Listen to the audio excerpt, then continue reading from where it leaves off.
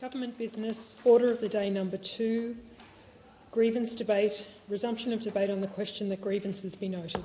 And I thank the clerk. The question now is that grievances be noted, and I give the call to the member for Warringah. Thank you, Mr Deputy Speaker. I rise to raise my grievance in relation to a number of issues, in particular the current state of the economy and the stress and the cost of living crisis impacting so many. Inflation remains sticky at 3.8%, above the target range of the Reserve Bank. Interest rates are also high for many, putting pressure on household budgets. Food prices have risen sharply in the last 3 years, fuelling cost of living pressures and food insecurity. Affordable housing is becoming a thing of the past. Small businesses are being suffocated by red tape, and many face the threat of closure.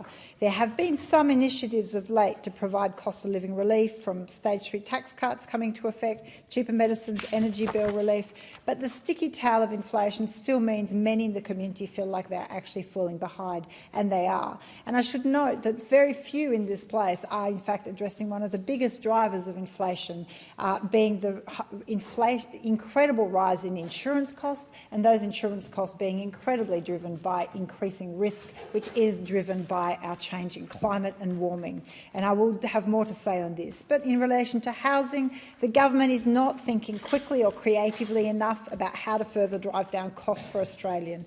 All of the policies to date are focused on supply. Now, whilst increasing supply is, of course, essential, this is not something that is a short-term fix. Supply will take years to achieve, and in the meantime, the government has resisted all other policies that could increase the availability of supply in the short term, other than just from a construction model.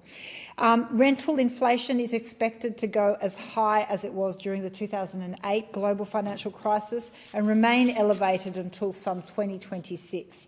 This puts pressure on around the 1/3 of Australians who rent. In Warringah, nearly 35% of residents are renters, and we know new dwelling approvals are declining just as our housing shortage is reaching crisis levels. So a lot needs to be done, and as I've called for previously, we also, whilst we look at those challenges, need to address the increasing climate risk. And we need to make sure we actually, whilst we put in place measures, we also incentivise landlords, home builders and people in regional and rural communities to decarbonise. It is absolute folly if we continue building as we have and not do so addressing the risks that are increasing already. We need to urgently assist households to get off gas. How many times I've sat in this place and listened to absolute just exaggerations in relation to gas, all because of stakeholder interest, political gain.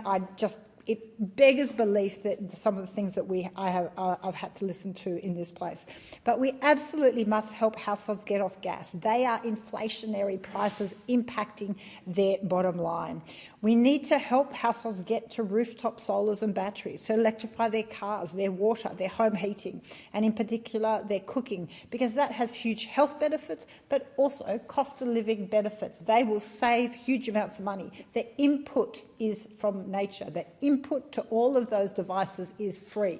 And so whilst we currently rely on systems like gas, like petrol, that are all inflationary, that are hurting households, if we can assist them to get off all those mechanisms or current sort of fuel sources, we will in fact address inflation and help households with cost of living.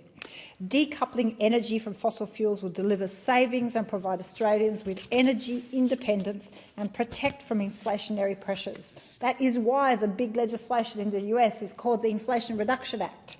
But there is very little conversation of that here from the government, and certainly not from the opposition. By helping households decarbonise, we reduce the average bill by around $1,100 to $1,800 a year with rooftop solar. It goes as high as by around $500 to $1,600 with simply more efficient electrical appliances, and by even more when you add insulation and improve energy efficiency to homes.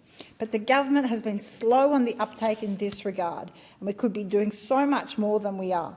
And whilst we hear criticism from the opposition around inflation and cost of living crisis, we see no solutions, and certainly no acknowledgement that linked with decarbonisation and electrification of households comes cost savings that help cost of living crisis.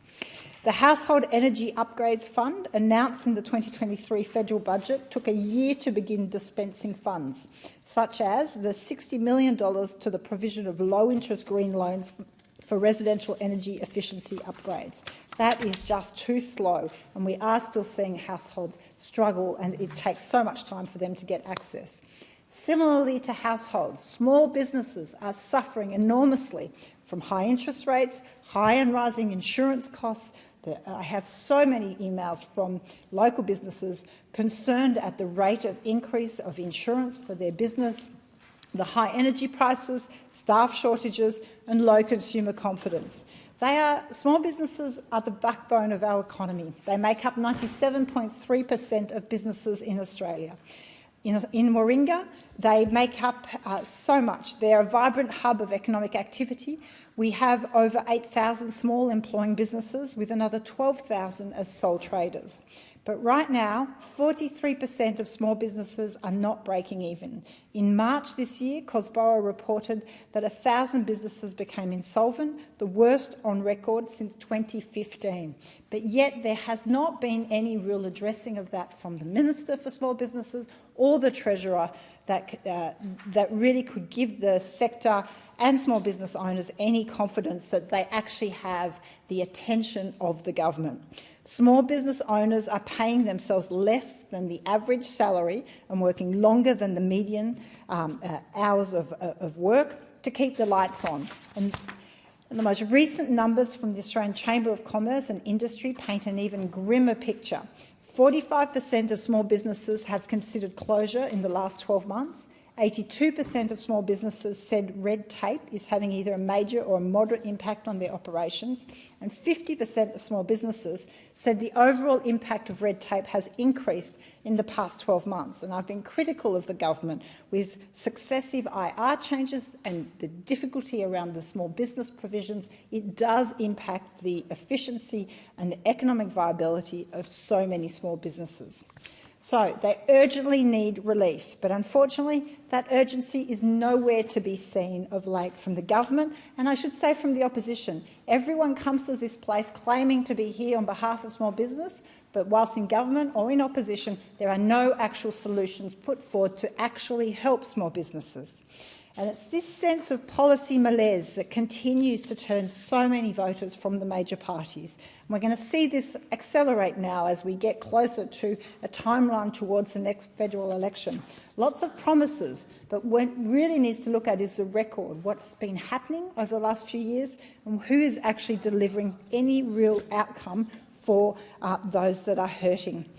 I should also say the major parties' conduct in themselves is quite telling. In this cost of living crisis, while Australians and small businesses are looking for assistance, what's been reported and leaked to the media over the last several weeks is that in considering once-in-a-generation reform of our electoral laws, it seems to be that the core element of that will be to amend donations and increase public funding essentially to the major parties. So there is an irony that in this cost of living crisis where Australians are crying up for support, a focus at the moment appears to be by the government to make electoral reform in relation to donations, putting spending caps, putting donation caps, thus entrenching incumbent advantage on the duopoly of the major parties, whilst then making up for that lost income by increasing public funding. There is a really deep cynicism in that respect, and I think one that voters will see through as they abandon major parties and look for alternatives and the crossbench that is swelling. And I encourage communities to think about that, to think about, are your representatives genuinely putting in the representation and putting forward the arguments that benefit your community as opposed to a party view or just taking power or holding on to power. We know that while many are feeling the pinch from prolonged inflation and rising costs on housing, power bills, insurance, groceries. It's galling to see now that this proposal that has been inflated. Of course, the community overwhelmingly has said what they do want is politicians to hold themselves to the same standard as what exists in consumer law when it comes to their advertising. So what voters of all persuasions have said, they want truth in political advertising. They want protection so that they can't be scammed of their vote by lies in political advertising. So the big question will be for the government when it reveals its legislation, will they respond to the call of the community?